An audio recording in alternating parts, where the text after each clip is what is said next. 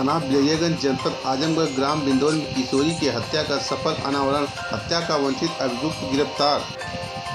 अभियुक्त मोहम्मद अज्जम पुत्र स्वर्गीय इसरार अहमद उर्फ झूरी बिंदौल थाना बिलरियागंज जनपद आजमगढ़ द्वारा पूछताछ में बताया गया कि उसकी बिंदौल बाजार में मोबाइल की दुकान है, जहां कभी कभी मृतका आती थी।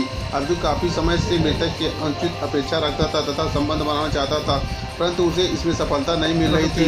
दिनांक 19/8/2022 को शुक्रवार का दिन था। अभियुक्त मोहम्मद अज्जम अपनी दुकान से गांव की तरफ जा रहा था कि रास्ते में मृतका उसे मिली। उसने मृतका को घर पर छोड़ने के बहाने अपने मोटरसाइकिल पर बैठा लिया, उसे पोखरी के पास ले जाकर कोठरी में ले गया तो मृतक द्वारा इसका विरोध करते हुए चिल्लाने का प्रयास किया गया। मृतका के चिल्लाने से लोगों को इकट्ठा होने के डर से अभियुक्त मोहम्मद अज्जम द्वारा उसका गला दबाकर जिससे उसकी मृत्यु हो गई। घटना को छिपाने के लिए मोहम्मद अज्जम द्वारा उसके मृत शरीर को बगल में पोखरी में फेंक दिया गया।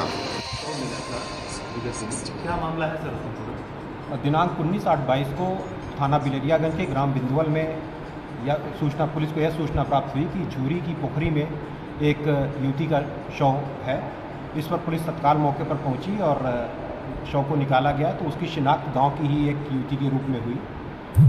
परिजनों की दी गई तहरीर के आधार पर थाना बिलरियागंज पर मुकदमा अपराध संख्या 187/22 धारा 302, 201 IPC पंजीकृत किया गया और उसकी विवेचना थानाध्यक्ष बिलरियागंज द्वारा प्रारंभ की गई।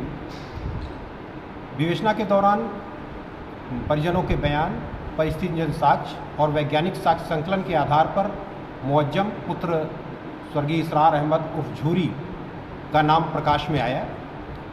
पूछताछ से यह ज्ञात हुआ अभियुक्त की गिरफ्तारी का थाना निजामाबाद के ग्राम फरिया से की गई और अभियुक्त से पूछताछ के दौरान यह बात प्रकाश में आई कि युवती अभियुक्त की मोबाइल की दुकान पर आया करती थी, तो अभियुक्त उससे अनुचित अपेक्षा करता था।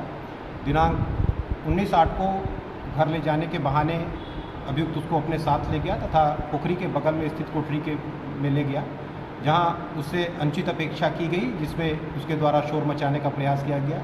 इसी दौरान अभियुक्त द्वारा उसका गला दबा दिया गया तथा साक्ष्य छिपाने के लिए बगल की पोखरी में उसकी बॉडी को डाल दिया। सर, इसके साथ कुछ और लोग भी थे या सिर्फ यही घटना? अभी विवेचना प्रचलित है, समस्त बिंदुओं पर विवेचना की जा रही है। अगर किसी और की भी संलिप्तता पाई जाती है उसके खिलाफ भी नियमानुसार विधिक कार्रवाई की जाएगी। सर, इनकी शादी हो चुकी थी? किसकी शादी की? युवती नहीं, युवती अविवाहित थी और अभियुक्त भी अविवाहित। जब पोखरी का जो मालिक था वो फरार चल रहा था, उस पर पोखरी इन्हीं के पिता की है।